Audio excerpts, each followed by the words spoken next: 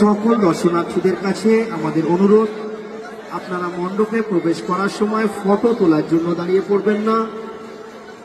আপনারা ধীরে ধীরে মণ্ডপে প্রবেশ করুন, নিজে প্রতিমা দর্শন করুন, অন্যকে প্রতিমা দর্শন করতে সাহায্য করুন। আমাদের স্বেচ্ছাসেবক ও পুলিশ বন্ধুদের সহযোগিতা করুন। আমাদের মণ্ডপের প্রবেশ পথ একমুখী। আপনারা শ্রীভূমি বিআরটি বাস স্ট্যান্ড থেকে প্রবেশ করুন। আমাদের বাহির পথ শ্রীভূমি পোস্ট অফিস। কোনো দর্শনার্থীর শারীরিক সমস্যা হলে আপনারা আমাদের মেডিকেল ক্যাম্পে যোগাযোগ করুন।